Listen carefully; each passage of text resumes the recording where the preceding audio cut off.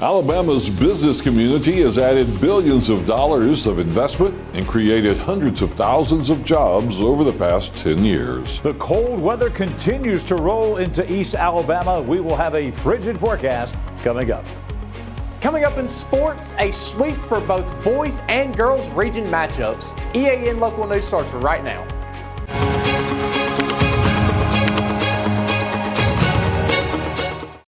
This segment of EAN Local News is brought to you by Oxford Lumber. Come visit us at any one of our 5 locations in Oxford, Roanoke, Talladega, Jacksonville, and Lincoln. Hello, we're glad you could join us. I'm Carl Brady. Governor Kay Ivey gave her final State of the State report to the Alabama legislature Tuesday night, and she highlighted growth in business, education, and law enforcement. Ivey became governor in April of 2017 and is beginning her last year in office.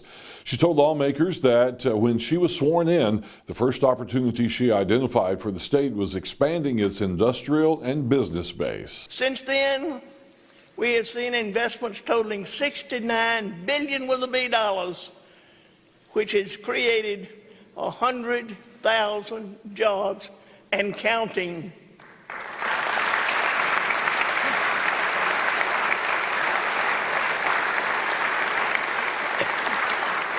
Alabama consistently ranks among the top 10 states for doing business. We are prioritizing workforce development, guaranteeing site readiness, and remaining steady and reliable for economic growth. As the legislature begins Ivey's final regular session as governor, she says she believes the state is facing an exciting 12 months ahead. Y'all, I am proud of Alabama. I am proud of our citizens. I'm proud to continue leading our state forward. And I am humbled to be a governor of all the people. The people of Alabama deserve our very best. Future generations of Alabamians deserve our hardest work today. This is our opportunity. Let's not waste a moment. The Cleveland County Sheriff's Office is providing an update regarding the recent mailbox and property damage vandalism incidents reported in the Hollis area. Through investigation and information provided by the public, investigators have identified a suspect. An arrest has been made, and the suspect is currently in custody, facing charges related to those offenses. The Sheriff's Office would like to thank the community for their assistance and cooperation during this investigation. The case remains active and additional charges may be forthcoming. Further updates will be released as appropriate. Construction of a new fire station in East Alabama hit a snag this week, but officials say the problem shouldn't cause a major delay. Details in a moment. For over 60 years, Oxford Lumber has been servicing our area, and our customer service has always been our main focus. Our customer service is what sets us apart from anyone else. From the moment you enter, our highly trained staff will treat you like family.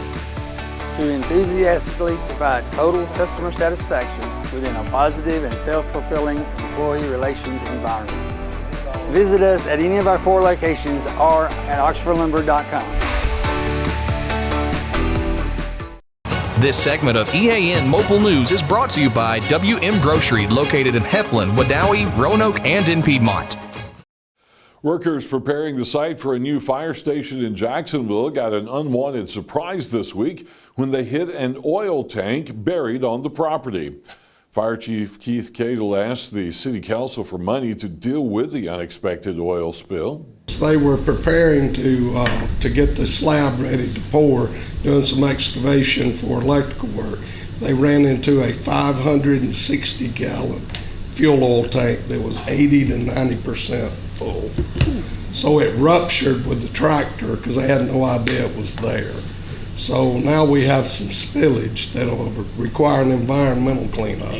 Cadle said the cost of that cleanup would be just under $17,000, and the council approved spending that amount.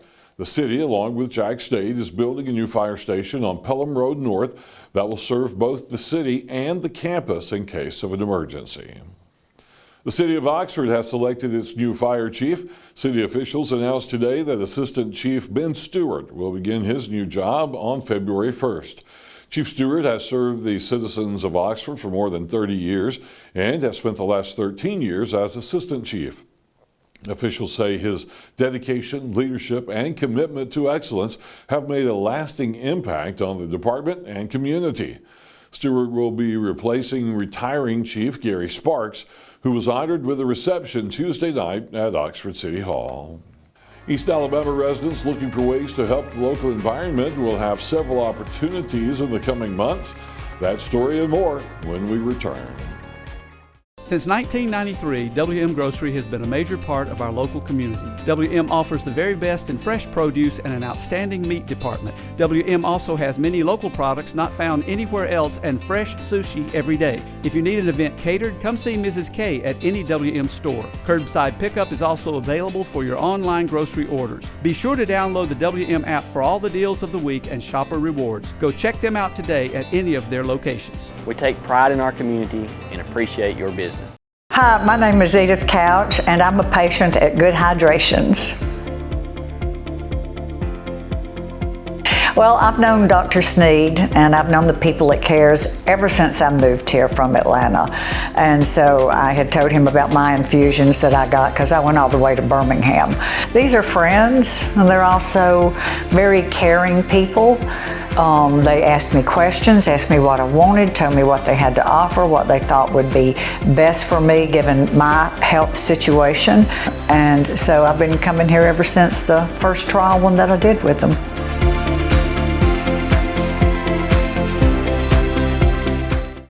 This segment of EAN Local News is brought to you by Waldrop Metal Buildings, custom metal buildings built right here in Anniston.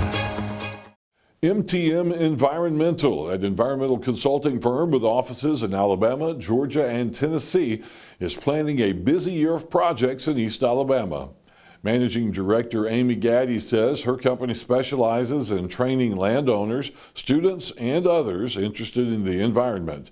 Working with the Cleveland County Extension Office, MTM will be conducting next week's workshop for building duck boxes to benefit wood ducks across East Alabama.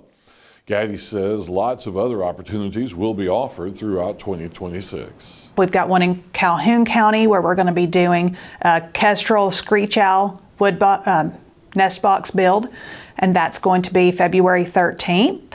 We've got some others that are coming up like chainsaw safety, and that will be in Talladega County on February 19th and 20th.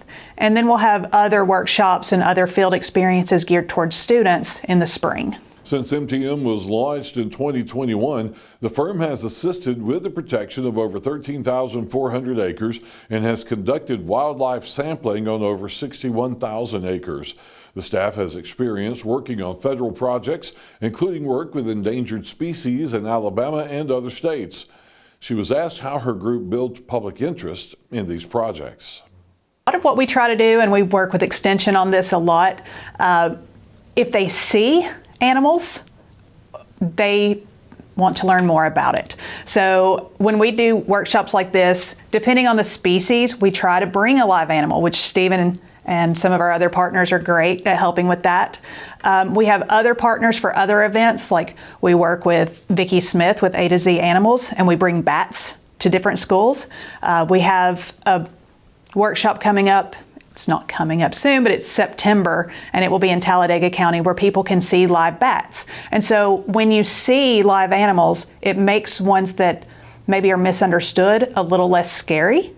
Gaddy says it's easy for the public to keep up with MTM's training workshops through its social media connections. Everyone that we partner with, we try to make sure that we share these on social media. So we keep a list of all of our different upcoming events on our social media, which is, again, is MTM Environmental. It's on our website.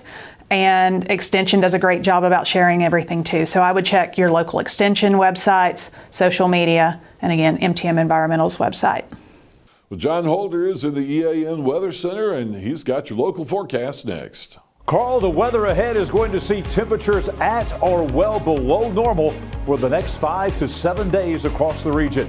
We'll break down the entire forecast for all of East Alabama next.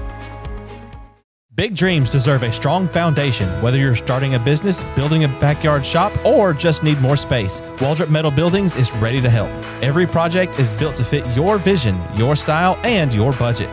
Let's bring that dream to life. Call Waldrop today.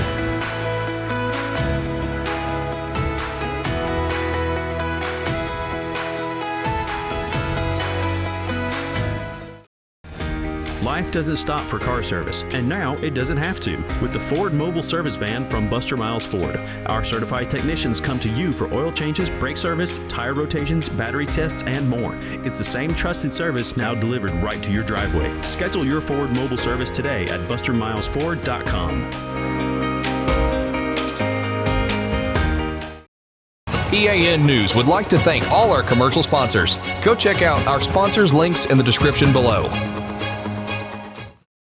Mostly cloudy skies today across East Alabama. A few breaks in the clouds with a little bit of sunshine out there at times, but for the most part, we had clouds today, and then we had rainfall later on in the afternoon. Here's the weather cam this afternoon from Quintard Avenue in Anniston, and here in the EAN Weather Center. The high temperature today came around lunchtime, around 53 degrees, right at our average of 54. The morning low this morning, exactly where we should be in the middle of January at 34 degrees. But once the rain moved in this afternoon, those temperatures fell, and temperatures are going to continue to fall mightily across East Alabama over the overnight hours and into the day tomorrow. Looking at tonight's forecast, we've got temperatures plunging tonight. Still a 30% chance of rain. That will be mainly in the early evening hours. Then the rain's out of here, and then the cold air really comes in. We're dropping down to 22 degrees under mostly cloudy skies overnight tonight.